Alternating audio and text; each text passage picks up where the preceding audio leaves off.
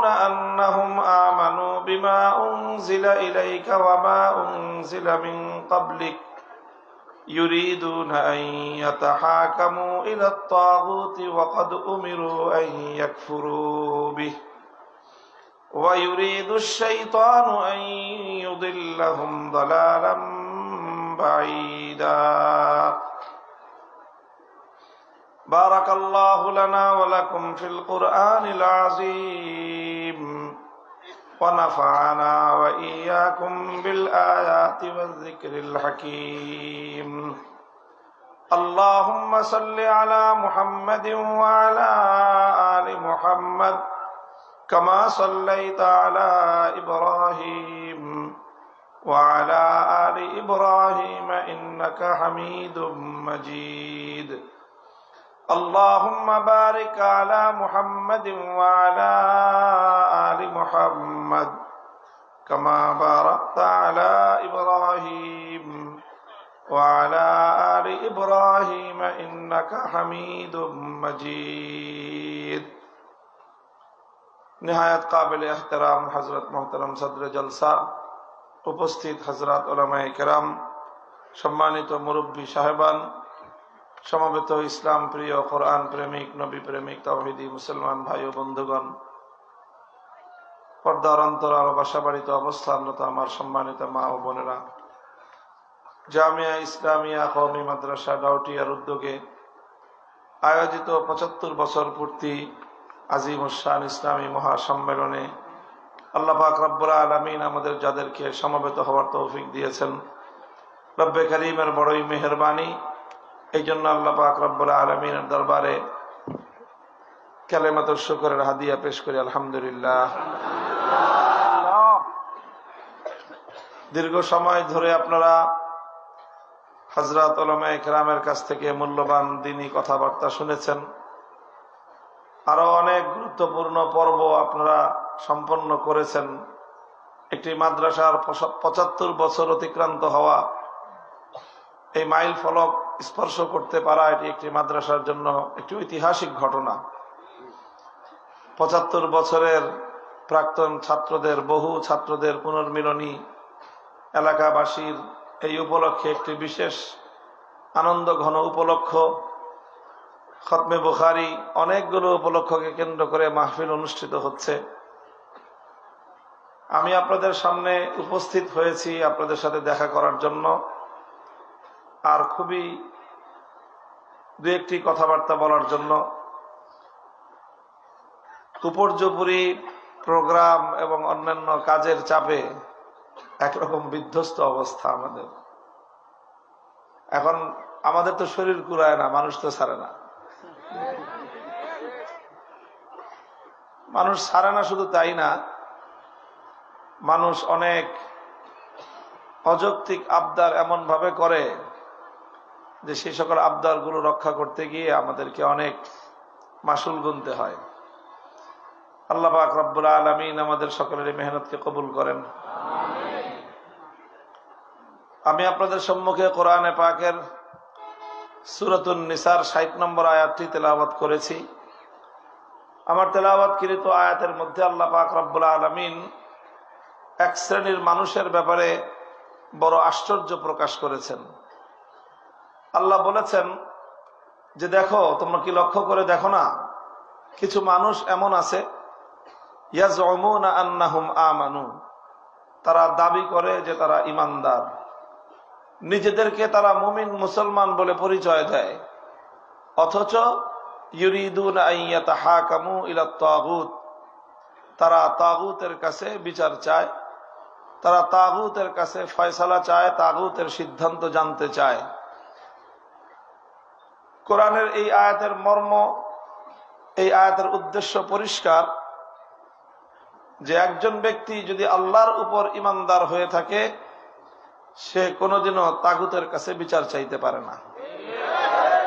আর কেউ যদি তাগুতের কাছে বিচার চায়, তাহলে অন্তত আর যাই হোক, হাজি গাজি পাজি যাই হোক, ঈমানদার হতে পারে না। এটা হলো কোরআনে পাকের একেবারে স্পষ্ট বার্তা। এখানে কোনো অস্পষ্টতা, সন্দেহ, সংশয়ের কোনো অবকাশ নাই। আমি আপনাদের এই পুরা মজমার কাছে আমি প্রথমে দুইটা প্রশ্ন করব, আপনারা একটু সুন্দরভাবে সঠিকভাবে জবাব দিবেন। আচ্ছা, এই যে এত হাজার হাজার মুসলমান এখানে একত্রিত হয়েছেন, আপনাদের মধ্যে কি কেউ এমন আছেন যে কোনোদিন কোন হিন্দুদের মন্দিরে মূর্তির পূজা করার জন্য গেছেন? কেউ আছেন এমন? থাকলে হাত উঠান। নাই? আচ্ছা, এটা মনে রাখেন, এটা একটা তথ্য থাকলো, আলোচনার জন্য সুবিধা হবে। আচ্ছা, আরেকটা প্রশ্ন করি, আপনাদের এখানে এমন কেউ কি আছেন যে কোনো কারণে কোনো সমস্যায় পড়ে অথবা কোনো একটা সমস্যার সমাধানের জন্য কোনো আদালতে, কোনো কোর্টে বিচার চাইতে গেছেন? এটা জজ কোর্ট হোক, হাইকোর্ট হোক, কোনো কোর্টে বিচার চাইতে গেছেন, এমন কেউ কি আছেন? থাকলে হাত উঠান। জীবনে কোনোদিন বিচার চাইতে গেছেন আদালতে? কি হয় বাপসাব, কি আপনার কোনোদিন আদালতে যান নাই? হাত উঠান না কেন? ভালো করে হাত উঠান দেখি, হাত উঠান, ভালো করে হাত উঠান। কারা কারা আদালতে গেছেন? কোন না কোনদিন আদালতে গেছেন বিচারের জন্য? বলেন দেখি, হাত উঠায় না মানুষ। বিচারে যান, আদালতে যান, হাত উঠান নাকি? হাত রাখতে হবে তো, একটা বিষয়, আমার একটা হিসাব আছে, একটা হিসাব করতে হবে। দেখেন তো এই যে মঞ্চে কত পার্সেন্ট হবে হাত উঠেছে? কয় পার্সেন্ট হবে?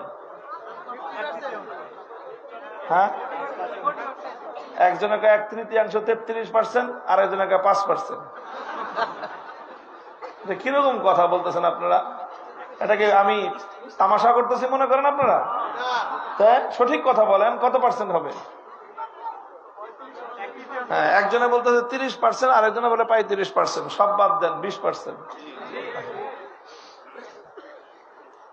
তাহলে আদালতে বিচার চাইতে গেছে কত পার্সেন্ট লোক? 20% লোক। এটা রাখেন, এই কথাটাও রাখেন। এরপরে আলোচনা শুনেন। কোরআনে পাকের যে আয়াতের অনুবাদ আমি আপনাদের কাছে বললাম, অনুবাদ শুনাইলাম, আল্লাহ কি বলতেছেন? যে কিছু মানুষ এমন আছে যারা দাবি করে তারা ইমানদার, অথচ তারা তাগুতের কাছে বিচার চায়। অর্থাৎ কোরআনের এই আয়াতের স্পষ্ট বার্তা হলো যে ব্যক্তি ইমানদার হবে, আল্লাহর উপর যার ইমান আছে, সে কোনোদিন তাগুতের কাছে বিচার চাইতে পারে না। আল্লাহর উপর যার ইমান আছে, সে কোনোদিন তাগুতের ফয়সালা মানতে পারে না। আল্লাহর উপর ইমান, তাগুতের উপর বিশ্বাস, এই দুটো কোশ্চিন কালেও একত্রিত হতে পারে না। রাত আর দিন যেমন একত্রিত হতে পারে না, আলো আর অন্ধকার যেমন এক জায়গায় জমা হতে পারে না, আসমান আর জমিন যেমন একত্রিত হতে পারে না, আল্লাহর উপর বিশ্বাস এবং তাগুতের উপর আস্থা কোশ্চিন কালেও একত্রিত হতে পারে না। কোরআন পরিষ্কার পরিষ্কার বলে দিয়েছে, قد تبين الرشد من الغي فمن يكفر بالطاغوت ويؤمن بالله فقد استمسك بالعروة الوثقى। আল্লাহ বলেন যে তাবায়্যানার রুশদ মিনাল গায়্যি, দিবালোকের ন্যায় পরিষ্কার হয়ে গিয়েছে কোনটা সঠিক পথ, কোনটা ভুল পথ, কোনটা হেদায়েত, কোনটা গুমরাহি। এটা পরিষ্কার, দিবালোকের মতো পরিষ্কার। ফামান ইয়াকফুর বিত্তাগুতি ওয়া ইউমিন বিল্লাহ, যে ব্যক্তি তাগুতকে অস্বীকার করবে আর আল্লাহর উপর ঈমান রাখবে, সে ব্যক্তি একমাত্র সঠিক পথের অনুসারী বলে বিবেচিত হবে। অর্থাৎ শুধু আল্লাহর উপর ঈমানদার হলেই বলা হয় নাই, দুটো কথা বলা হয়েছে। একদিকে আল্লাহর উপর বিশ্বাসী হইতে হবে, আরেকদিকে তাগুতের উপর অবিশ্বাসী হইতে হবে, তারপরে তুমি সঠিক পথের সন্ধান পাবা। অন্য আয়াতে আল্লাহ বলেছেন, আল্লাযীনা আমানু ইউকাতিলুনা ফী সাবিলিল্লাহ ওয়াল্লাযীনা কাফারু ইউকাতিলুনা ফী সাবিলিত তাগুত। যারা ঈমানদার তারা লড়াই করে আল্লাহর পথে, যারা বেঈমান তারা লড়াই করে তাগুতের পথে। তাহলে সবগুলো আয়াতের মর্ম একটাই, আল্লাহ এবং তাগুত একজনের সাথে, এক পক্ষের সাথে আরেক পক্ষের সম্পূর্ণরূপে কন্ট্রাডিকশন, পরিপূর্ণরূপে সংঘাত। আপোষের কোনো সুযোগ নাই, আপোষের কোনো সুযোগ নাই। আল্লাহ এবং তাগুত পরস্পর প্রতিদ্বন্দ্বী। তাগুত হলো আল্লাহর প্রতিদ্বন্দ্বী। যেরকম কোন একটা পদে যদি দুইজন প্রতিদ্বন্দ্বী নির্বাচনে দাঁড়ায়, তো একজন যেরকম আরেকজনের প্রতিপক্ষ থাকে, ঠিক ওরকম তাগুত হলো আল্লাহর প্রতিপক্ষ। এখন আপনারা অনেকে বলতে পারেন যে তাগুত জিনিসটা কি, এটা বুঝলাম না, কথা ঠিক কিনা? হ্যাঁ, তাগুত বোঝানোর জন্যই তো শুরু করছি। কথার মূল আলোচনার পয়েন্টই তো আমার এটা, যে তাগুত কি জিনিস সেটা বোঝাবো আমি আপনাদেরকে। আলহামদুলিল্লাহ, কোরআনে পাকের অনেকগুলো আয়াত, আমি 3টা আয়াত তেলাওয়াত করলাম 3টা সূরা থেকে। এরকম আরো অনেকগুলো আয়াতের মধ্যে আল্লাহ পাক রব্বুল আলামিন তাগুত এই প্রসঙ্গটা আলোচনা করেছেন। শব্দটাও আমাদের সকলের জানা থাকা দরকার। কি বলতেছি বলেন তো, শব্দটা কি? তাগুত। এই শব্দ জানতে হবে, এগুলো থেকে বাঁচতে হবে। মা হুয়া তাগুত, তাগুত কি জিনিস, তাগুত অর্থ কি? কদিমান ওয়া হাদিসান, সর্বযুগের মুফাসসিরিনগণ তাগুত শব্দের পরিচয় দিয়েছেন, সংজ্ঞা দিয়েছেন, ডেফিনিশন করেছেন তারা। এই সব আলোচনা যদি একত্রিত করা হয়, তাহলে সার সংক্ষেপ, যেটা মূল কথা, যদি আমার ভাষায় আমি বলি, তাহলে তাগুত হলো যদি কোনো গায়রুল্লাহকে আল্লাহর স্থানে বসানো হয়, সেই গায়রুল্লাহকে বলা হয় তাগুত। গায়রুল্লাহ বুঝেন? গায়রুল্লাহ মানে কি?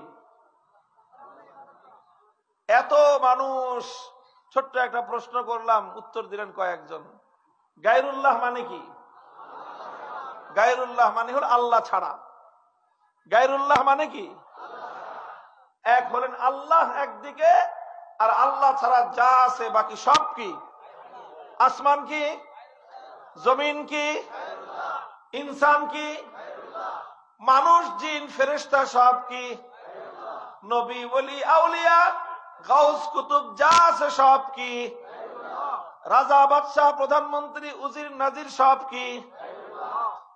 এক হলেন আল্লাহ। আল্লাহ ছাড়া যা আছে মহাবিশ্বের মধ্যে সব হলো গায়রুল্লাহ।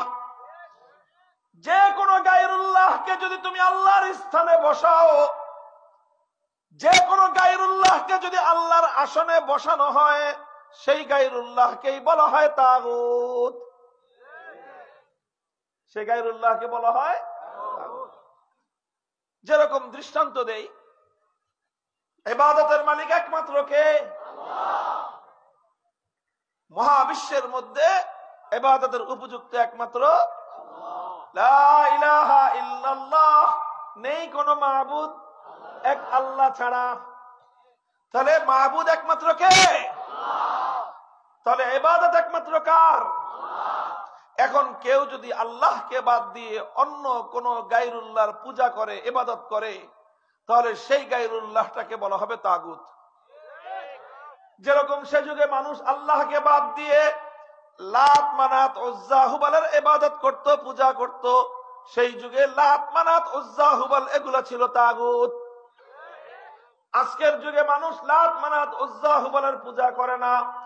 আজকের যুগের মানুষ দুর্গা, সরস্বতী, কালী ইত্যাদি দেব দেবতার পূজা করে। সুতরাং আল্লাহকে বাদ দিয়ে মানুষ যখন দুর্গার পূজা করলো, দুর্গাকে বলা হয় তাগুত। আল্লাহকে বাদ দিয়ে মানুষ যখন সরস্বতী, কালী দেবতার পূজা করলো, এই সকল মূর্তিগুলোকে বলা হয় তাগুত। তাগুত হলো যে আল্লাহর আসনে যাকে বসানো হবে, যেটা আল্লাহর জন্যই নির্ধারিত, সেই জায়গায় যদি অন্য কাউকে শরীক করা হয়, অংশীদার করা হয়, সেটাকেই বলা হয় তাগুত। বুঝতে পারলেন? তাহলে ইবাদত একমাত্র কার?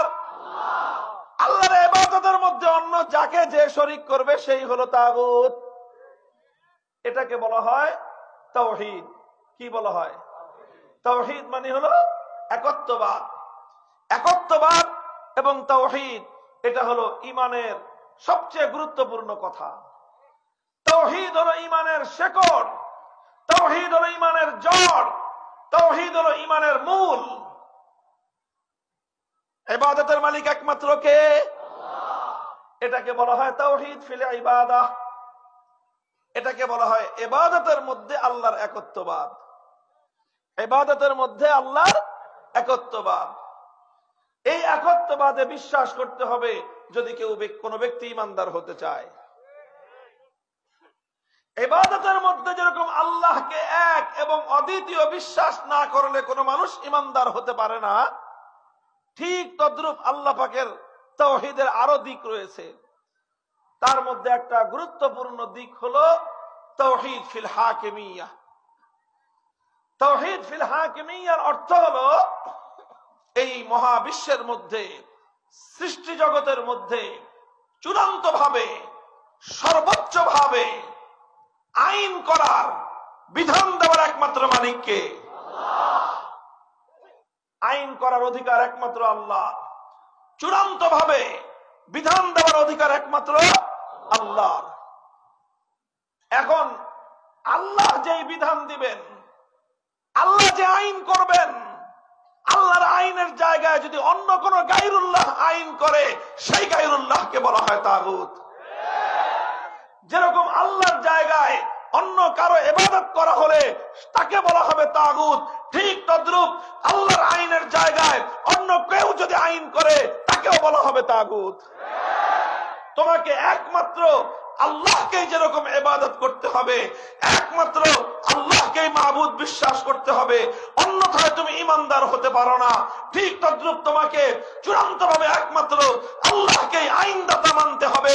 আল্লাহর জায়গায় অন্য কোন মানুষকে, কোন মাখলুককে যদি কেউ আইনদাতা বিশ্বাস করে, সে ব্যক্তিও ঈমানদার হতে পারে না। মুহতারাম হাজিরিন, এটা খুব গুরুত্বপূর্ণ কথা, খুব গুরুত্বপূর্ণ কথা, ঈমানের সাথে সংশ্লিষ্ট। আজ এই ঈমানের বিষয়টা মুসলমানদের কাছে পরিষ্কার না থাকার কারণে হাজার হাজার, লক্ষ লক্ষ নয়, কোটি কোটি মুসলমান তারা নামধারী ঈমানদার, কোরআনের ভাষায় ইয়াজউমুনা আন্নাহুম আমানু, তারা দাবি করে ঈমানদার, অথচ প্রকৃত অর্থে সব হলো বেঈমান। কারণ আচ্ছা বলেন তো, একজন মানুষ যদি প্রতিদিন দিনের 24 ঘন্টার মধ্যে 23 ঘন্টা 55 মিনিট আল্লাহর ইবাদত করে, আর শুধুমাত্র 5 মিনিট সে দুর্গার পূজা করে, এই ব্যক্তি ঈমানদার না বেঈমান? কেন? সে তো 23 ঘন্টা 55 মিনিট ইবাদত করলো কার? দুর্গার পূজা করছে মাত্র কয় মিনিট? আচ্ছা 5 মিনিট না, আরো কম কম, 1 মিনিট। শুধু 1 মিনিট আল্লাহ পাকের, শুধু 1 মিনিট সে দুর্গার পূজা করলো। এইভাবে প্রতিদিন 1 মিনিট শুধু দুর্গার পূজা করে, আর 23 ঘন্টা 59 সেকেন্ড আল্লাহর ইবাদত করে, ঈমানদার না বেঈমান? কারণ ইবাদতের মধ্যে এক আল্লাহর সঙ্গে এক মুহূর্তের জন্য অন্য কাউকে শরীক করলে ঈমান থাকে না। তো ভাই, ইবাদতের যেরকম ইবাদতের মধ্যে আল্লাহর একত্ববাদ মানতে হয়, ঠিক তদ্রূপ আইন করার ক্ষেত্রে, বিধান দেওয়ার ক্ষেত্রে আল্লাহর একত্ববাদকে না মানলে একজন মানুষ ঈমানদার থাকতে পারে না। আইনের ক্ষেত্রে আল্লাহকে বাদ দিয়ে অন্য কারো আইনকে যদি কেউ বিশ্বাস করে নেয়, সে ব্যক্তি ঈমানদার থাকতে পারে না। স্পষ্ট কথা, তাওহীদ ফিল ইবাদাহ যেরকম মানতে হয়, তাওহীদ ফিল হাকিমিয়াহ ঠিক একই ভাবে মানতে হয়। এখন কেউ প্রশ্ন করতে পারেন, তাহলে কি হুজুর মানুষ কোন আইন করতে পারবে না? মানুষ কোন আইন করতে পারবে না? এই প্রশ্নের জবাব হলো যে না, পারবে। মানুষ আইন করতে পারবে, তবে এক শর্তে। কয় শর্তে? কি শর্ত? মানুষ আইন করতে পারবে এই শর্তে যে মানুষের কোন আইন আল্লাহর কোন আইনের বাইরে যেতে পারবে না। আল্লাহর আইনের ভিতরে থেকে মানুষ আইন করতে পারবে, কিন্তু মানুষের কোন আইন আল্লাহর কোন আইনের বিরুদ্ধে যেতে পারবে না। মানুষের কোন আইন যদি আল্লাহর আইনের বিরুদ্ধে চলে যায়, সঙ্গে সঙ্গে মানুষের সেই আইন বাতিল বলে গণ্য হবে। এখন কোন মানুষ যদি আল্লাহর কোন আইনের বিরুদ্ধে আইন করে, সেই মানুষটাকেই বলা হয় তাগুত। কোন রাজা বাদশা যদি আল্লাহর আইনের বিরুদ্ধে আইন করে, সেই রাজা বাদশাকে বলা হয় তাগুত। কোন রাষ্ট্রপতি যদি আল্লাহর আইনের বিরুদ্ধে কোন আইন জারি করে, সেই রাষ্ট্রপতি হবে তাগুত। কোন প্রধানমন্ত্রী যদি আমার আল্লাহর আইনের বিরুদ্ধে কোন আইন জারি করে, সেই প্রধানমন্ত্রীকে বলা হবে তাগুত। কোন মন্ত্রী পরিষদ যদি আল্লাহর আইনের বিরুদ্ধে কোন আইনের অনুমোদন দেয়, সেই গোটা মন্ত্রী পরিষদকে বলা হবে তাগুত। কোন বিচারপতি, কোন আদালত যদি আমার আল্লাহর আইনের বিরুদ্ধে কোন আইন জারি করে, সেই আদালত এবং সেই বিচারপতিকে বলা হবে তাগুত। কোন আইন পরিষদ, কোন সংসদ যদি আমার আল্লাহর আইনের বিরুদ্ধে কোন আইন পাস করে, গোটা সংসদকে বলা হবে তাগুত। ইমানদার হতে চাইলে আল্লাহকে একক মানতে হবে। ইমানদার হতে চাইলে আল্লাহর তাওহীদকে বিশ্বাস করতে হবে। শুধু ইবাদতের তাওহীদকে বিশ্বাস করলে ইমানদার হওয়া যাবে না। ইবাদতের তাওহীদকে যেরকম বিশ্বাস করতে হবে, ঠিক তদ্রূপ আইনদাতা হিসেবে আমার আল্লাহ পাকের তাওহীদকে বিশ্বাস না করা পর্যন্ত একজন মানুষ কশ্চিনকালেও ইমানদার হতে পারে না। ভয়াবহ জিনিস বিষয়টা রে ভাই, বড় কঠিন বিষয়, কঠিন বিষয়। আজ আপনি তালাশ করে দেখেন, আপনার বাংলাদেশের কথাই বলি, অন্য দেশের কথা নাই বললাম। এই বাংলাদেশে আদালতে যান, যে কোনো একটা বিচার নিয়ে আপনি যান, আপনার টাকা চুরি হয়েছে, সম্পদ চুরি হয়েছে, চোরের বিরুদ্ধে মামলা করেন। আপনি ডাকাতির শিকার হয়েছেন, ডাকাতের বিরুদ্ধে মামলা করেন। আপনার নিকটজন কেউ খুন হয়েছে, খুনের বিরুদ্ধে মামলা করেন। আপনার নিকটজনের কাউকে কেউ আঘাত করেছে, জখম করেছে, এই আঘাত এবং জখমের বিরুদ্ধে আপনি মামলা করেন। আপনি যে কোনো মামলা করেন আদালতে, আদালত বিচার করবে কি করবে না? চোরের কিভাবে বিচার করবে? আল্লাহ যে আইন দিয়েছেন, আল্লাহর আইন দিয়ে চোরের বিচার করবে, না মানুষের বানানো আইন দিয়ে চোরের বিচার করবে?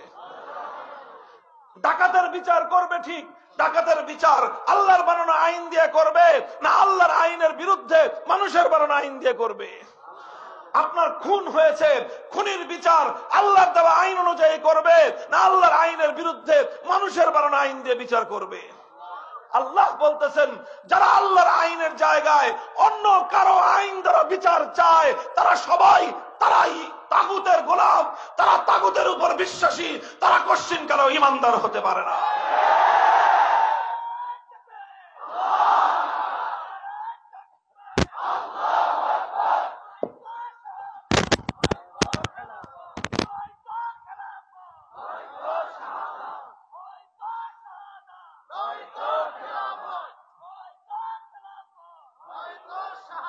মুহতারাম হাজিরিন, বিষয়টা বড় জটিল একটা জায়গা।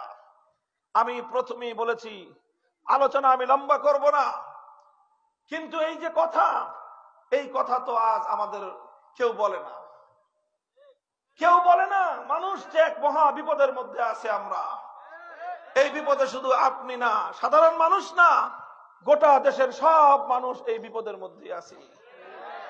গোটা দেশের মানুষ, হুজুর বলেন, সাধারণ মানুষ বলেন, আলেম বলেন, জালেম বলেন, সব এই মহা বিপদের শিকার আজকে আমরা। মুসলিম জাতির মধ্যে এই অভিশাপ ছিল না। মুসলমানরা শত শত বছর পর্যন্ত এটা কল্পনাও করতে পারত না যে আল্লাহর আইনের পরিবর্তে মানুষ কোন আইন বানাতে পারে, মানুষ এত বড় গাদ্দার হতে পারে। মুসলমানদের এটা জানাই ছিল না। সর্বপ্রথম মুসলিম বিশ্বের মধ্যে এই তাতারি সম্প্রদায়, তারা মুসলমানদের বিশাল এলাকা দখল করে সেই এলাকায় আল্লাহর আইনকে উৎখাত করে তাতারিদের নেতা চেঙ্গিস খানের বানানো আইন তারা জারি করে। সর্বপ্রথম এই কাজ করেছিল মঙ্গোলি তাতারিরা। তখন এই তাতারদের বিরুদ্ধে উলামায়ে কেরাম, মুজাহিদিন ইসলাম লড়াই করেছে, রক্ত দিয়েছে, জীবন দিয়েছে। লক্ষ লক্ষ মুসলমান শাহাদাত বরণ করেছে। এক মুহূর্তের জন্য আল্লাহর আইনের পরিবর্তে মানব রচিত আইনকে তারা মেনে নেয় নাই। শাইখুল ইসলাম ইবনে তাইমিয়া রাহমাতুল্লাহি আলাইহি 6 বার কারারুদ্ধ হয়েছেন। জীবনের দীর্ঘ সময় তিনি কারাগারে কাটিয়ে দিয়েছেন। জীবনের সুখ আর আনন্দগুলোকে কোরবানি করে দিয়েছেন।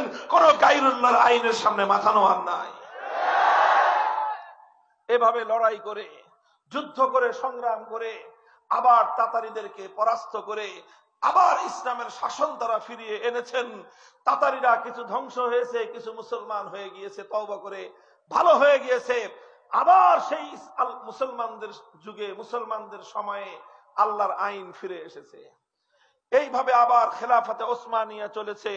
শত শত বছর পর্যন্ত উম্মতে মুসলিমার মধ্যে আইন ছিল কার? সমাজে আইন চলত কার? সালতানাতে ওসমানিয়া আইন চলত কার? এই গোটা ভারতবর্ষে সালতানাতে মুগলিয়া আইন চলত কার? খেলাফতে বনু উমাইয়া আইন চলত কার? খেলাফতে বনু আব্বাসিয়া আইন চলত কার? সারা মুসলিম বিশ্বে আইন চলত কার? কারণ মুসলমানরা এই কথা কল্পনাই করতে পারত না যে আল্লাহর আইনের জায়গায় কোন মানুষের আইন চলতে পারে। কিন্তু এরপরে আসলো 18 শতাব্দী। 18 শতাব্দীতে এসে এই পশ্চিমা বিশ্ব তারা মুসলমানদের উপর আগ্রাসন পরিচালনা করলো। আমাদের এই ভারত উপমহাদেশ দখল করে নিল ব্রিটিশ সাম্রাজ্যবাদী শক্তি। ফ্রান্স, ইটালি সাম্রাজ্যবাদী শক্তি মুসলমানদের আফ্রিকা, এশিয়ার, মধ্য এশিয়ার বিশাল অঞ্চল দখল করে নিল। আর এই দখল করেই তারা ক্ষান্ত হলো না।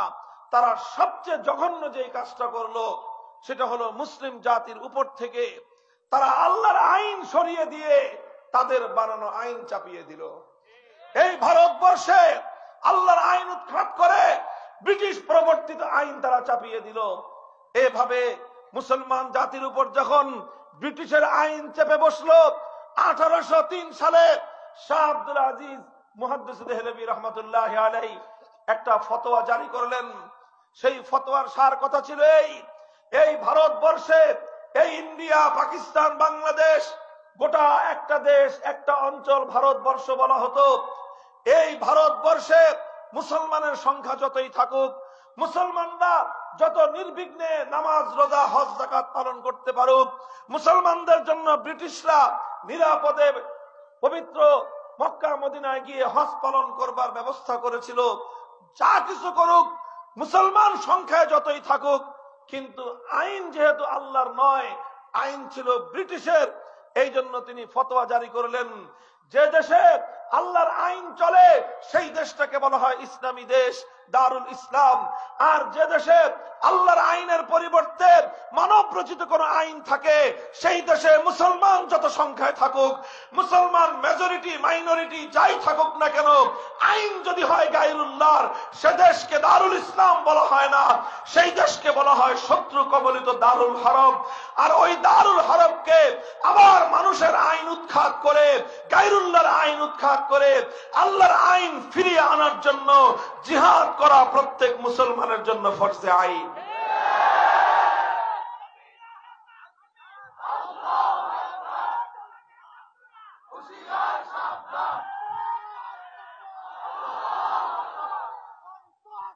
মুহতারাম হাজিরিন, 1803 সালে তিনি এই ফতোয়া দিলেন। তার এই ফতোয়ার আলোকে উলামায়ে কেরাম ডাক দিলেন।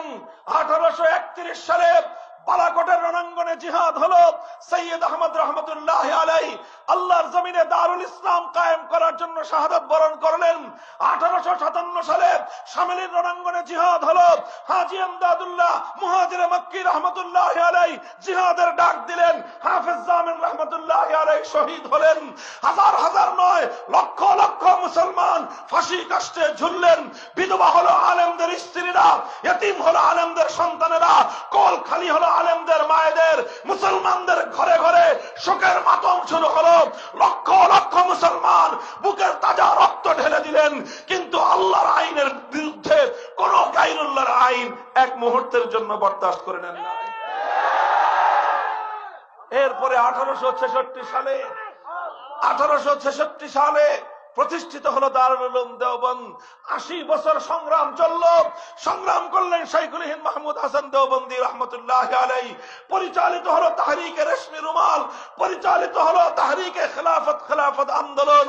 আন্দোলনের মধ্য দিয়ে, সংগ্রামের মধ্য দিয়ে 80 বছরের নিরবচ্ছিন্ন সংগ্রামের পর ব্রিটিশরা আমাদের দেশ ছেড়ে যেতে বাধ্য হলো। 1947 সালে ব্রিটিশের হাত থেকে আমাদের এই জন্মভূমি, এই মাতৃভূমি স্বাধীন হলো। স্বাধীন যখন হয় তখন এই গোটা ভারতবর্ষে হিন্দু এবং মুসলমান প্রধান দুই জাতি বসবাস করত। প্রশ্ন ছিল দেশটা কিভাবে স্বাধীন হবে। হিন্দুরা বলল যে গোটা দেশ একসাথে থাকুক, অনেক বড় দেশ হবে, আমরা অনেক শক্তিশালী হব। আর হিন্দুরা যেহেতু সংখ্যায় বেশি ছিল, মুসলমানরা সংখ্যায় হিন্দুদের চেয়ে কম। গোটা ভারত মিলালে, ভারত পাকিস্তান বাংলাদেশ মিলালে সংখ্যায় হিন্দুরা মেজরিটি, মুসলমানরা মাইনরিটি। এই জন্য হিন্দুরা চিন্তা করলো সংখ্যা দেশ বেশি হবে, দেশ আমাদের হাতে থাকবে, কাজেই তারা চাইলো একটা দেশ। মুসলমানরা চিন্তা করলো, অধিকাংশ মুসলমানরা চিন্তা করলো এত বড় দেশ দিয়ে আমরা কি করব, এত বড় দেশের দরকার আমার নাই, আমরা ছোট্ট দেশ চাই। হোক সেটা ছোট্ট দেশ, হোক সেটা দুর্বল দেশ, মানচিত্রের দিক থেকে ছোট হতে পারে, কিন্তু আমরা এমন একটা দেশ চাই যে দেশের আইন হবে আল্লাহর আইন, যে দেশের সংবিধান হবে আল কোরআন। এটার জন্য মুসলমানদেরকে অনেক ত্যাগ স্বীকার করতে হয়েছে, অনেক রক্ত দিতে হয়েছে, অনেক জীবন দিতে হয়েছে। লক্ষ লক্ষ মুসলমানকে বাপদাদার ভিটামাটি ছাড়তে হয়েছে। কোটিপতি মুসলমানেরা রাতারাতি সব ছেড়ে দিয়ে হিজরত করে, সফর করে মুসলমানদের এলাকায় চলে এসে পথের ভিখারিতে পরিণত হয়েছে। আসতে গিয়ে কেউ আপনজনকে হারিয়েছে, কেউ সন্তান হারিয়েছে, কেউ ভাই হারিয়েছে, কেউ বোন হারিয়েছে, কেউ স্বামী হারিয়েছে, কেউ স্ত্রী হারিয়েছে। মুসলমানদের রক্তের উপর দিয়ে স্বাধীন হয়েছিল একটা দেশ। উদ্দেশ্য ছিল সে দেশে আল্লাহর আইন, কোরআনের রাজ কায়েম হবে। এর জন্য মুসলমানরা অনেক মূল্য দিয়েছে। গোটা ভারতের মুসলমানদেরকে মূল্য দিতে হয়েছে। মূল্য দিয়েছে পাঞ্জাবের মুসলমানরা, মূল্য দিয়েছে সীমান্ত প্রদেশের মুসলমানরা, মূল্য দিয়েছে বেলুচিস্তানের মুসলমানেরা, লাহোর থেকে করাচি পর্যন্ত সব মুসলমানরাই জীবন দিয়েছে, রক্ত দিয়েছে, মূল্য দিয়েছে। তবে আশ্চর্যের বিষয়, গৌরবের বিষয় আমাদের জন্য, গোটা ভারতবর্ষে ইসলামী হুকুমত কায়েমের জন্য, আল কোরআনের শাসন ব্যবস্থা কায়েম করার জন্য যেই জাতি সবচেয়ে বেশি ত্যাগ কোরবানি স্বীকার করেছে, সেই জাতি হলো বাংলাদেশের মুসলমান। আজ থেকে প্রায় 80 বছর আগের কথা বলতেছি। সেই সময় আমার এই বাংলাদেশের মুসলমানরা সবচেয়ে বেশি ত্যাগ আর কোরবানি স্বীকার করেছে। বাড়ির কাছের কলকাতাকে লাথি মেরেছে, বাংলাদেশের চতুর্পাশে ঘেরা এই হিন্দুয়ানি ভারত, এই ভারতকে তারা তালাক দিয়েছে। দিল্লিকে 14 তালাক দিয়ে দিল্লির সঙ্গে, ভারতের সঙ্গে সম্পর্ক ছিন্ন করে সেই 2000 মাইল দূরের খান পাঠানদের সঙ্গে হাতে হাত মিলিয়েছে। উদ্দেশ্য আর কিছুই ছিল না, স্বপ্ন ছিল একটাই, হৃদয় আকাঙ্ক্ষা ছিল একটাই, আরজু আর তামান্না ছিল একটাই, আইন চলবে কার? সংবিধান হবে আল কোরআন, কোরআনের রাজ কায়েম হবে। শুধু একটা স্বপ্ন নিয়ে তারা সেই পশ্চিম পাকিস্তানিদের সঙ্গে একসঙ্গে একটা দেশ গঠন করেছিল। মুহতারাম হাজিরিন, ইতিহাস বলতেছি, সেখানে পাকিস্তানের প্রতি আলাদা কোনো প্রীত ছিল না, খান পাঠানদের প্রতি আমাদের আলাদা কোনো দুর্বলতা ছিল না। আমাদের পূর্বপুরুষদের, আমাদের বাপ দাদাদের একটাই প্রেম ছিল, একটাই ভালোবাসা ছিল, হৃদয়ে একটাই আকাঙ্ক্ষা ছিল যে আমরা ছোট দেশ পেতে পারি, ছোট মানচিত্র পেতে পারি, আমরা গরিব থাকতে পারি, 3 বেলা না খেয়ে হয়তো 1 বেলা খেতে হবে, প্রয়োজনে আমরা পেটে পাথর বাঁধবো, কিন্তু আমরা এমন একটা দেশ চাই যে দেশে আইন চলবে কার?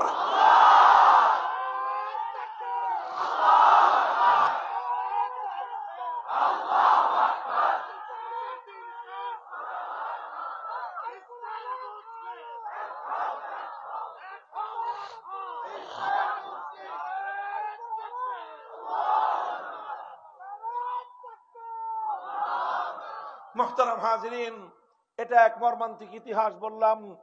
এরপরে যেই দেশটা হলো সেই দেশটার নাম ছিল পাকিস্তান।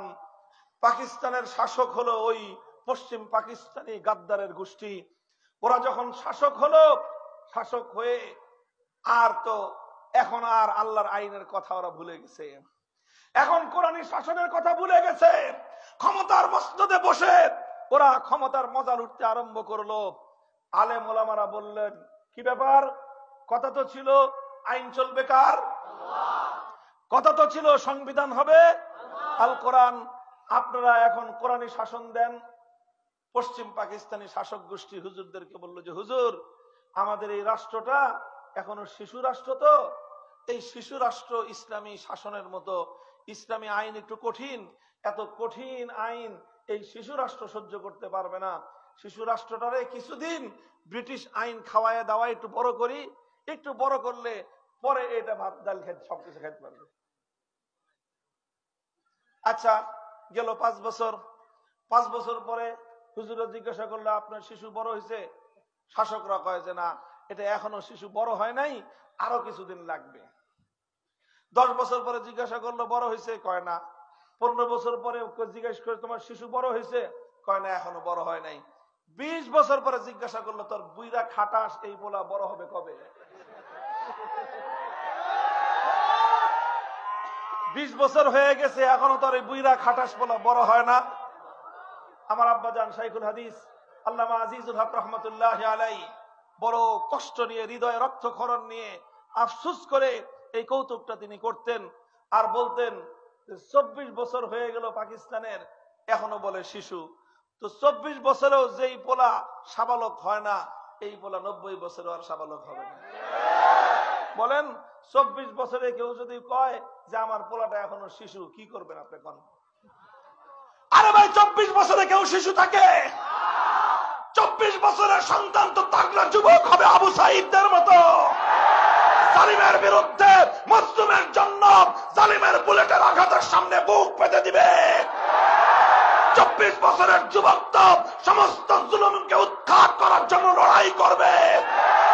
24 বছরের যুবক তো অন্যায়ের উৎখাতের জন্য যুদ্ধ করবে। এই তো হলো যুবক।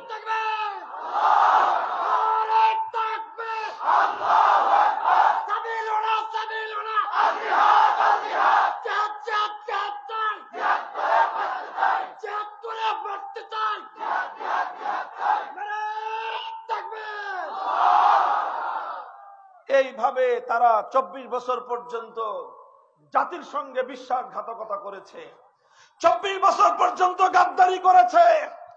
আলেম ওলামাদের কাছে তারা বলেছিল, যদি ইসলামী রাষ্ট্র হয় কিভাবে দেশ চলবে? আপনারা শাসনতন্ত্র, সংবিধান তৈরি করে দেন।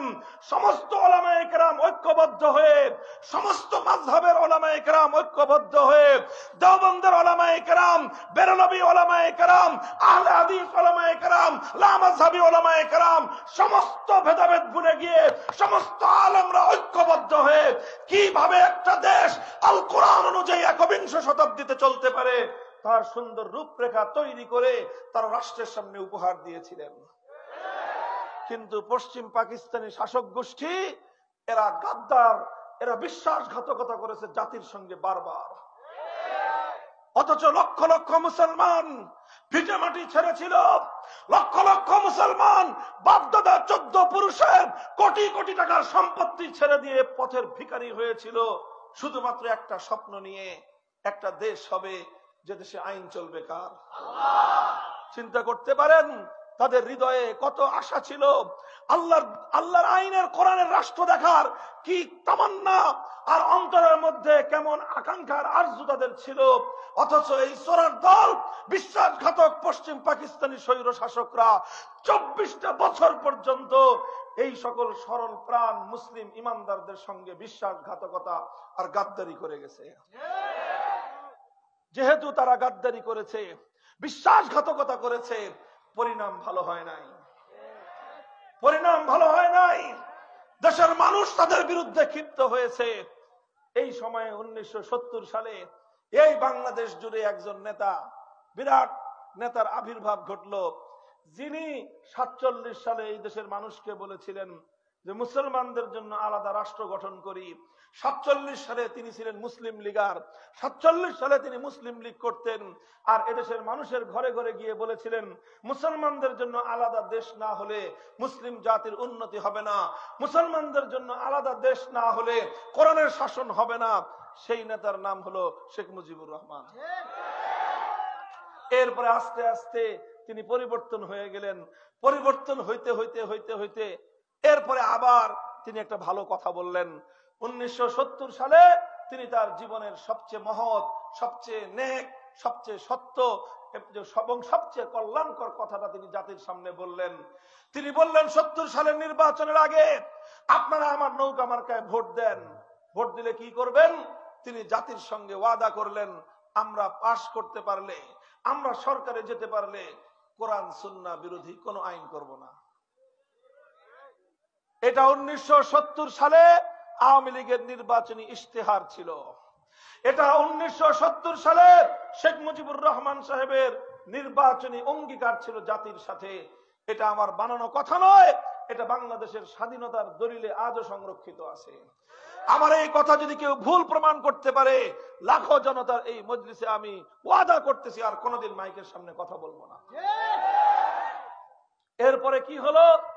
মানুষ তারে ভোট মারলো, সিল মারলো, এমন সিল মারা বাক্স উপজায় বললো। গোটা পাকিস্তানের মধ্যে তিনি নিরঙ্কুশ সংখ্যাগরিষ্ঠতা পেয়ে গেলেন তারা। কিন্তু পশ্চিম পাকিস্তানি স্বৈরাচারী গোষ্ঠী তাদেরকে ক্ষমতা না দিয়ে 71 সালের 25শে মার্চ রাতের অন্ধকারে বাংলাদেশের মানুষের উপর তারা বর্বর নির্মম হত্যাযজ্ঞ পরিচালনা করলো।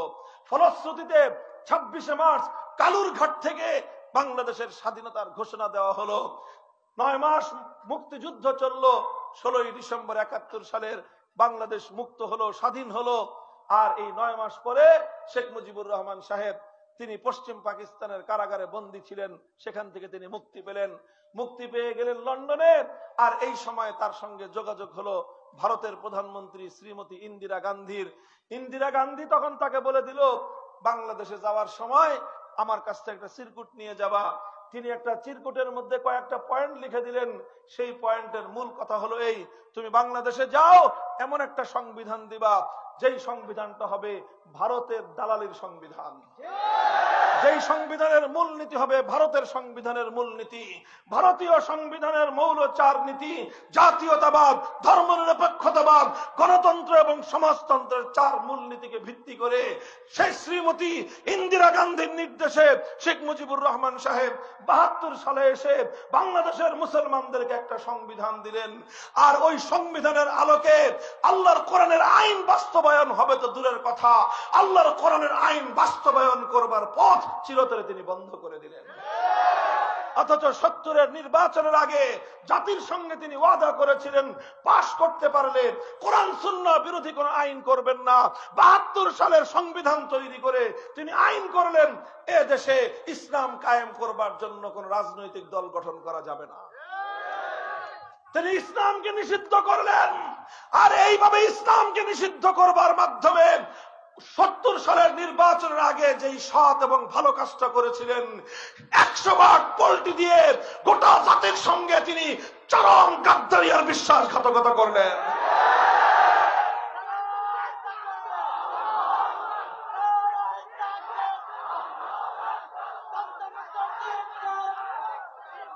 মুহতারাম হাজিরিন, কোন ব্যক্তির বিরুদ্ধে সমালোচনা করা আমার উদ্দেশ্য নয়, শুধুমাত্র ইতিহাসটুকু বলে যাওয়া আমার উদ্দেশ্য। যে যেটা ভালো করেছেন ভালোটার প্রশংসা করি, খারাপ যেটার জন্য গোটা জাতিকে খেসারত দিতে হয়েছে সেটার সমালোচনা করা আমার ইমানি দায়িত্ব। 72-এর সেই সংবিধানের কারণে আজ স্বাধীনতার 50 বছর পর পর্যন্ত বাংলাদেশের কোন মুসলমান পাক্কা ঈমান নিয়ে এদেশে বসবাস করবার সুযোগ নাই। বলবেন কেমনে সুযোগ নাই? এই যে আপনাদেরকে প্রথমে আমি প্রশ্ন করেছিলাম, ওই প্রশ্ন দুইটা এবার জমা দেন আবার আমার কাছে। ওই প্রশ্ন দুইটা মনে আছে? আমি জিজ্ঞাসা করেছিলাম আপনাদের এই হাজার হাজার মানুষের মজমায় কেউ কি আছেন এমন যে মন্দিরে গিয়ে দুর্গার পূজা করেন? একটা মানুষ পাওয়া গেছে? একটা মানুষ পাওয়া যায় নাই। পরবর্তী দ্বিতীয় প্রশ্ন করেছিলাম, এমন কেউ কি আছেন যে যারা প্রচলিত আদালতে গিয়ে বিচার চান আপনাদের হিসাব মতে কমপক্ষে 20% মানুষ পাওয়া গেছে যারা আদালতে গিয়েছে বিচার চাইতে। কথা বলেন। আরে ভাইয়া যেতে হয়েছে, আমারও যেতে হয়েছে, আপনাদেরও যেতে হয়, থাকলে তো সবাইরই যেতে হয়। কথা বলেন ঠিক না বেঠিক? আপনাকে কেউ হামলা করেছে, আপনি সেই জুলুম থেকে বাঁচতে চান, আদালতে না গিয়ে উপায় নাই। আপনার সম্পদ কেউ চুরি করে নিয়েছে, আদালতে না গিয়ে উপায় নাই। ডাকাত হামলা করেছে, আদালতে না গিয়ে উপায় নাই। আপনার আপনজন হত্যাকাণ্ডের শিকার হয়েছে, আদালতে না গিয়ে উপায় নাই। কেউ ধর্ষণের শিকার হয়েছে, নির্যাতিতা হয়েছে, রেপিস্টের দ্বারা তার ইজ্জত লুণ্ঠিত হয়েছে, আদালতে না গিয়ে উপায় নাই। কাউকে আহত ক্ষতবিক্ষত করা হয়েছে, আদালতে না গিয়ে উপায় নাই। এবার বলেন, আদালতে যে যাই আমরা গেলাম, সেখানে আল্লাহর আইন অনুযায়ী বিচার হয়? কোরআনের আইন অনুযায়ী বিচার হয়? অথচ এই সকল অপরাধ বন্ধ করার জন্য আল্লাহ কোরআনের মধ্যে আইন দিয়েছেন কি দেন নাই? চিৎকার করে বলেন, আল্লাহ আইন দেন কি দেন নাই? তাহলে আল্লাহর আইন বাদ দিয়ে মানুষের বানানো আইন যারা দিল, কোরআন বলতেছে তারা হলো সব তাগুত। আর যারা আল্লাহর জায়গায় তাগুতকে বিশ্বাস করে, আল্লাহর পরিবর্তে যারা তাগুতের অনুসরণ করে, তারা হলো মুশরিক। সেই হিসাবে যারা যারা আল্লাহর আইনের পরিবর্তে গায়রুল্লাহর আইন অনুযায়ী বিচার চাইতে গেল, তাদের বিষয়টা বড় জটিল। এখন বলবেন, হুজুর আমরা তো বাধ্য হয়ে গেছি। আমি কই, এই তো শুধু বাধ্য হয়ে গেছেন বলে তো ইমানটুকু আছে। বাধ্য হয়ে গেছেন বলে কি আছে? আর বাধ্য না হয়ে যদি যাইতেন, ইমানটুকুও যাইত। শুনেন ফতোয়া, স্পষ্ট ফতোয়া হলো এই, কোন ব্যক্তি যদি একান্ত বাধ্য না হয়ে আল্লাহর কোরআন বিরোধী কোন আইনের কাছে যদি কেউ বিচার চাইতে যায়, বাধ্য না হয়ে যদি কেউ বিচার চাইতে যায়, তার ঈমান থাকবে না। আর কেউ যদি বাধ্য হয়ে যায়, ঈমানটা থাকবে, তবে ঈমানের অনেক 12টা বেজে যাবে। ঈমান থাকবে কিন্তু ঈমানের ক্ষতি হয়ে যাবে। আজ বাংলাদেশের এই ব্যবস্থার কারণে, রাষ্ট্রীয় এই ব্যবস্থার কারণে, কোরআন বিরোধী এই কুফরি সংবিধানের কারণে আমরা 18 কোটি মুসলমান আমরা ঈমানের খতরা নিয়ে আছি। এইভাবে এই দেশে থাকার কারণে পরিপূর্ণ ঈমান নিয়ে বাস করার সুযোগ নাই, কারো পক্ষে সুযোগ নাই। শুধু সাধারণ মানুষের জন্য না, আলেম ওলামাদের জন্য কঠিন। এই যে বর্তমান অন্তর্বর্তীকালীন সরকারের মধ্যে একজন বড় আলেম আছেন, জানেন? অনেক বড় আলেম তিনি। তিনি একজন মুহাদ্দিস, সময়ের অন্যতম শ্রেষ্ঠ মুহাদ্দিস। বাংলাদেশের প্রাচীনতম মাদ্রাসা জিরি মাদ্রাসার তিনি শাইখুল হাদিস আল্লামা ডক্টর আফম খালিদ হোসেন সাহেব। এত বড় আলেম তিনি, আমাদের ওস্তাদ। অথচ তিনিও যখন মন্ত্রী পরিষদের শপথ নিয়েছেন, তাকে প্রচলিত কুফরি আইন অনুযায়ী তাকেও মরা মানুষের বেদির উপর ফুল দিতে হয়েছে। মরা মানুষের জন্য নির্মিত বেদিতে ফুল দেওয়া স্পষ্ট হারাম। কিন্তু এই হারাম কাজটা তাকেও করতে হয়েছে কেন? কারণ তিনি এই রাষ্ট্রের সংবিধানের আওতায় আছেন, না করে উপায় নাই। আমরা প্রতিনিয়ত এরকম অসংখ্য আইন আমাদেরকে মানতে হয়।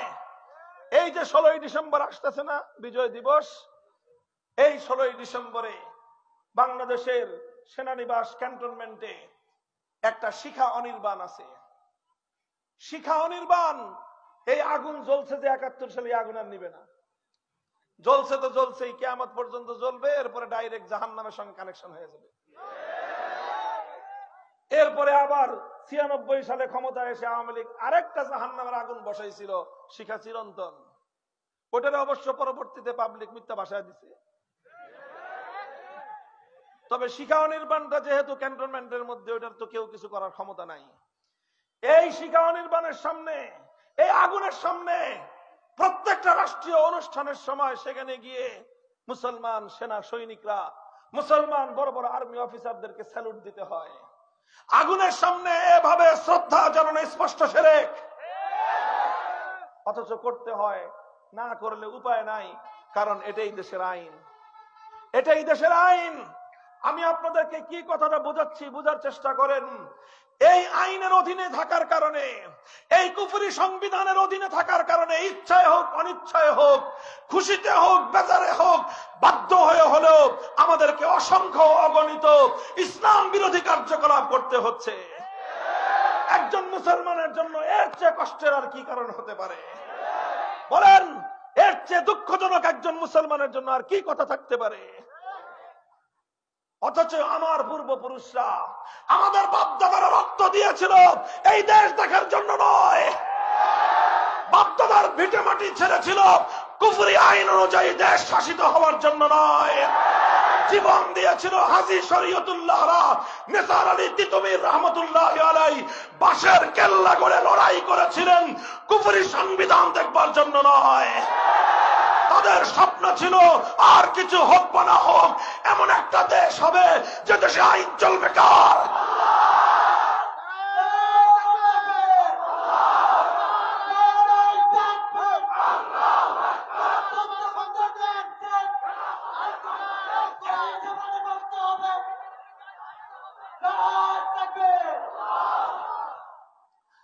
ভাই, কথা তো সংক্ষিপ্ত বলার কথা ছিল,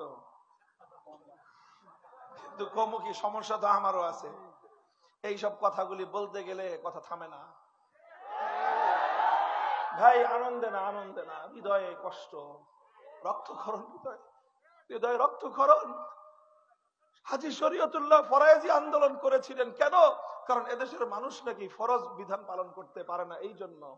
আর সেই দেশে আজ এমন আইন, এই আইন অনুযায়ী কোন একটা মানুষ ইমানদার পরিপূর্ণ ইমান নিয়ে দেশে বসবাস করবার সুযোগ নাই। দেখেন, বাংলাদেশে এই সংবিধানের কারণে একটা সংগঠন ছিল আমাদের আলেম ওলামাদের গড়া সংগঠন, শাইখুল হাদিস আল্লামা আজিজুল হক রহমতুল্লাহ আলাইহি, মরহুম পীর সাহেব চরমনায় সৈয়দ ফজলুল করিম রহমতুল্লাহ আলাইহি, হযরত মাওলানা আব্দুল গফফার সাহেব রহমতুল্লাহ আলাইহি, হযরত মাওলানা আব্দুল জব্বার পীর সাহেব বাইতুল শরফ রহমতুল্লাহ আলাইহি, হযরত মাওলানা দেলাওয়ার হোসেন সাইদি রহমতুল্লাহ আলাইহি, এই সব বড় বড় আলেম ওলামারা মিলে একটা সংগঠন করেছিলেন, নাম দিয়েছিলেন ইসলামী শাসনতন্ত্র আন্দোলন। অর্থাৎ এই দেশের শাসনতন্ত্র হবে ইসলাম। যখন 2006 সালের 1/11 এর পরে নির্বাচন কমিশন আইন করলো, এদেশে রাজনীতি করতে হলে নির্বাচন কমিশন থেকে নিবন্ধন নিতে হবে। ইসলামী শাসনতন্ত্র আন্দোলনের তৎকালীন নেতৃবৃন্দ তারা নিবন্ধনের জন্য আবেদন করলেন। নির্বাচন কমিশন বলে দিল, ইসলামী শাসনতন্ত্রের জন্য নির্বাচন কমিশন নিবন্ধন দিবে না। কেন দিবে না? কয় এই দেশটা হলো কুফরি শাসনতন্ত্র মতো চলে, সুতরাং এদেশের কুফরি সংবিধানের আলোকে আপনি ইসলামী শাসনতন্ত্র নাম নিয়ে অনুমোদন পাবেন না। শেষ পর্যন্ত তাদেরকে এই শাসনতন্ত্র শব্দ বাদ দিতে হয়েছে। হ্যাঁ মুসলমান, কোন দেশে থাকো, এই দেশ, এই দেশের সরকার, এই দেশের রাষ্ট্র, এদেশের আইন, এদেশের সংবিধান তোমাকে বলে তুমি আব্রাহাম লিঙ্কনের শাসনতন্ত্র বাস্তবায়নের জন্য রাজনীতি করতে পারবা, কার্ল মার্কস, মাও সেতুং, লেনিনদের আদর্শ বাস্তবায়ন করার জন্য রাজনীতি করতে পারবা, ইসলামী শাসনতন্ত্র প্রতিষ্ঠার জন্য রাজনীতি তুমি করতে পারবা না। কচু গাছে গিয়ে গলায় দড়ি দেন। এরপরে বাংলাদেশ জামাতে ইসলামী আরেকটা দল, নাম শুনেছেন ভাই? তাদের সাথে ওলামায়ে কেরামের অনেক মত পার্থক্য আছে, সেটা ভিন্ন কথা। 71 সালে তাদের ভূমিকা নিয়ে কারো কারো প্রশ্ন আছে, সেটা আরেক কথা। কিন্তু এই বাংলাদেশ জামাতে ইসলামীকে হাইকোর্ট, সর্বোচ্চ আদালত বাংলাদেশ জামাতে ইসলামের নিবন্ধন বাতিলের নির্দেশ দিয়েছিল। কেন? কেন? মুক্তিযুদ্ধের কারণে? আলেম ওলামাদের সঙ্গে বিরোধ, মত পার্থক্য আছে এই কারণে? একটা কারণে, সেই কারণ হলো জামাতে ইসলামের সংবিধানে আল্লাহর সার্বভৌমত্বের কথা বলা হয়েছে। অর্থাৎ তারা সংবিধানে একটা কথা আছে যে আইন চলবে একমাত্র কার? এই কথাটা কেন বলল? এই কথা বলার কারণে বাংলাদেশের সংবিধান এটাকে অ্যাকসেপ্ট করে না। অর্থাৎ বাংলাদেশের সংবিধান অ্যাকসেপ্ট করে কুফরি আইন চলবে, আল্লাহর আইন চলবে, এই কথা বললে এদেশের নির্বাচন কমিশন, এদেশের সংবিধানের আলোকে আদালত আপনাকে রাজনীতি করবার অধিকার দিবে না। এই হলো আমার দেশ, আর এই হলো আমার দেশের অবস্থা। বলবেন হুজুর এখন করতে কি চান? করতে আর কি চাই? ঈমান নিয়ে থাকতে চান? ইমান নিয়ে বাঁচতে চান? অর্ধেক ইমান না পূর্ণ ইমান? এখন আমরা যে অবস্থায় আছি, পূর্ণ ইমান নিয়ে দেশে থাকার কোনো সুযোগ নাই। এই যে সংসদ সদস্য নির্বাচন হয়, আমাদের আলেম ওলামারাও সংসদ সদস্য হয়েছে। মুফতি আমিন রহমতুল্লাহ আলাই, মুফতি আক্কাস রহমতুল্লাহ আলাই, মুফতি শহীদুল ইসলাম সাহেব রহমতুল্লাহ আলাই, এর আগে ওবায়দুল হক সাহেব রহমতুল্লাহ আলাই, আরো শাহিনুর পাশা সাহেব, তিনি এখনো হায়াতে আছেন। এই সমস্ত লোকেরা এমপি হয়েছিলেন, কিন্তু এমপি হয়ে তাদের যে শপথ নিতে হয়, সেই শপথটা আল্লাহর কোরআনের আইনের সঙ্গে মানানসই না। করতে হয়, কারণ এই দেশে থাকতে হলে এটা করা ছাড়া কোনো উপায় নাই। মুহতারাম হাজিরিন, কাজী আমরা আজ একটা কথা বলতে চাই, কারণ এই কথা বলবার এখন উপযুক্ত সময় তৈরি হয়েছে। 5ই আগস্ট দেশের ধর্মপ্রাণ মুসলমানরা রক্ত দিয়ে বিপ্লব করেছে।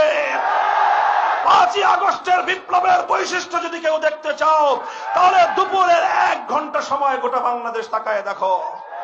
ফ্যাসিবাদী স্বৈরাচারী শেখ হাসিনা যখন পালায়ে গেল, এই সংবাদ পাওয়ার 1 ঘন্টা বাংলাদেশের চিত্র যদি কেউ তাকায় দেখো, তুমি একটা দৃশ্য দেখবা।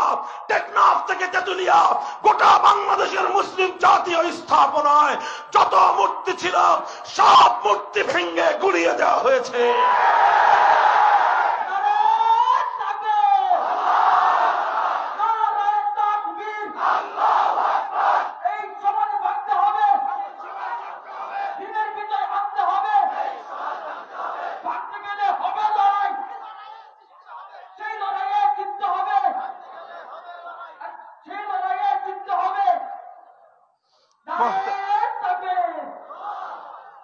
মুহতারাম হাজিরিন, কথা আমার শেষ।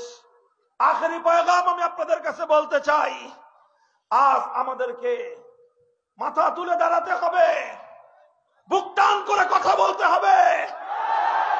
বলবেন হুজুর, বুক টান করলে তো বুলেটের আঘাত আসে, সে আঘাত সইতে হবে। কিছু মানুষ রক্ত দিতে হবে। আবু সাঈদরা যদি জীবন না দিত, জালিমের হাত থেকে বাংলাদেশ স্বাধীন হতো না। কিছু মানুষকে রক্ত দিতে হয়, কিছু মানুষকে জীবন দিতে হয়। আজ আমি আর তুমি যদি আল্লাহর দিনের জন্য জীবন দেই, পরবর্তীতে আমাদের সন্তানরা দ্বীনের ঈমান নিয়ে দেশে মাথা উঁচু করে বাঁচতে পারবে। আর আজ আমরা যদি মৃত্যুকে ভয় পাই, আমাদের সন্তানদেরকে দেশে গোলামীর জিন্দগি যাপন করতে হবে। সিদ্ধান্ত নাও, that is your own right. এটা তোমার স্বাধীনতা, তুমি সিদ্ধান্ত নাও। তোমার পরবর্তী প্রজন্ম এদেশে গোলাম হয়ে থাকবে না স্বাধীন হয়ে থাকবে? এদেশে ব্রিটিশের আইন অনুযায়ী চলবে না আল্লাহর আইন মোতাবেক চলবে? আজ তোমাকে সিদ্ধান্ত নিতে হবে। এই জন্য আজ আমরা একটা দাবি তুলি। বাংলাদেশের এখন অন্যতম একটা গুরুত্বপূর্ণ ইস্যু হলো সংবিধান সংস্কার। গোটা দেশের সবকিছু পরিবর্তন চলছে, এই সময়ে সংবিধান সংস্কার চলছে। আমরা একটা দাবি জানাই, এই দাবির জন্য গোটা দেশের মুসলমানদেরকে আমরা জাগিয়ে তুলি, সোচ্চার করি। সেই দাবি হলো এখনই পূর্ণাঙ্গ কোরআনী সংবিধান প্রতিষ্ঠার দাবি আমরা তোমাদের কাছে জানাই না, কারণ জানি তোমাদের দৌড় কত দূর পর্যন্ত। এই জন্য ছোট্ট দাবি, অন্তত একটা সংস্কার এই সংবিধানে করতে হবে। সেই সংস্কারটা হলো এমন একটা ধারা সংবিধানের কোথাও সংযুক্ত করতে হবে, যেই ধারার মাধ্যমে এই দেশে ইসলামী শরিয়া বিরোধী, কোরআন সুন্নাহ বিরোধী কোন আইন, কোন বিধান, কোন নীতিমালা বাংলাদেশে চলতে পারবে না। থাকলে সেটা বাতিল বলে গণ্য হবে, অকার্যকর হয়ে যাবে। এরকম একটা ধারা সংযুক্ত করার দাবির সঙ্গে একমত।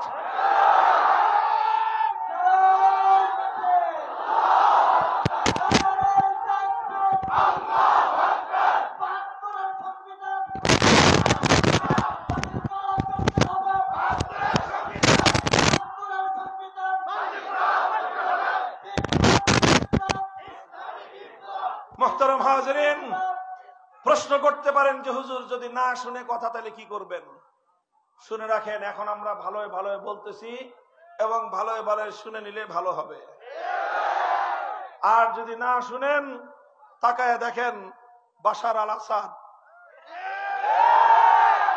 অনেক চেষ্টা করেছে, পারে নাই থাকতে। তার বাপ হাফিজ আল আসাদের পরে প্রায় 55 বছর ধরে এই অত্যাচার এবং জুলুমের শাসনকে ভেঙ্গে সেখানে আল্লাহর দ্বীন বিজয়ী হওয়ার পথে। পৃথিবীর দিকে দিকে মুসলমানরা জেগে উঠছে। ওই তাকায় দেখেন হামাসকে দাবায় রাখা সম্ভব হবে না। এভাবে মুসলমানরা জেগে উঠছে, বাংলার দামাল ছেলেরাও জেগে উঠবে। শুধু মাদ্রাসার ছাত্ররা নয়, আলহামদুলিল্লাহ এখন বাংলাদেশের তরুণ প্রজন্ম, যুব সমাজ, প্রত্যেকটা বিশ্ববিদ্যালয়ের ছাত্ররা তাওহীদের পথে তারা চেতনায় জাগ্রত হয়ে উঠতে আরম্ভ করেছে। এরপরে আমরা একটা ডাক দিব, সে ডাক শুধু ফ্যাসিবাদের বিরুদ্ধে নয়, সে ডাকটা হবে ইসলামী বিপ্লবের। সে ডাক যখন দেওয়া হবে, সেই ডাকে বিপ্লব হবে আল কোরআনের রাষ্ট্র করার বিপ্লব। সে বিপ্লব হবে ইসলামী কায়েম করার বিপ্লব। সে বিপ্লব হবে আল্লাহর জমিনে আল্লাহর দ্বীন এবং খেলাফত কায়েম করার বিপ্লব।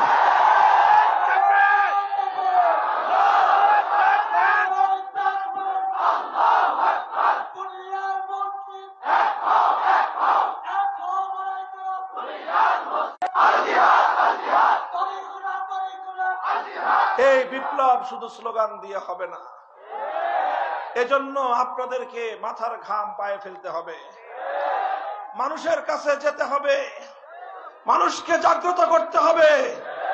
পারবেন তো? মানুষকে জাগায় নিজে খালি ঘুমাবেন? আপনাকেও ঘুম থেকে জেগে উঠতে হবে। একদিকে যেরকম ঘাম ঝরাতে হবে, আরেকদিকে চোখের অশ্রু ছেড়ে আল্লাহর কাছ থেকে সাহায্য চাইতে হবে।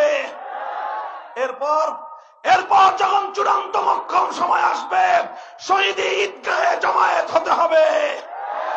2000 যুবক রক্ত দিয়ে ফ্যাসিবাদকে বিতাড়িত করেছে আল্লাহর দ্বীনকে জিন্দা করবার জন্য। 2000 নয়, 2 লক্ষ নয়, প্রয়োজন হলে 2 কোটি যুবকের তাজা প্রাণ বাংলার মাটিতে শাহাদাতের জন্য বিসর্জন দিতে হবে। সেই শহীদি ঈদগাহে জমায়েত হতে প্রস্তুত থাকবো তো?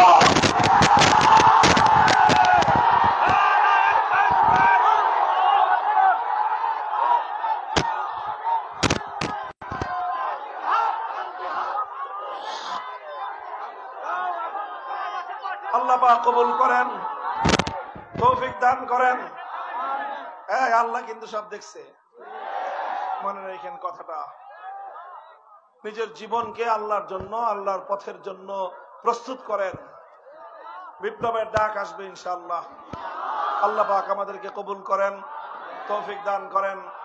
আমাদের এই প্রিয় জন্মভূমি, মাতৃভূমির প্রতি ইঞ্চি মাটিকে আল্লাহ পাক ইসলামের ঘাঁটি হিসেবে কবুল করুন। আখিরু দাওয়ানা আলহামদুলিল্লাহি রাব্বিল আলামিন। আসসালামু আলাইকুম ওয়া রাহমাতুল্লাহ।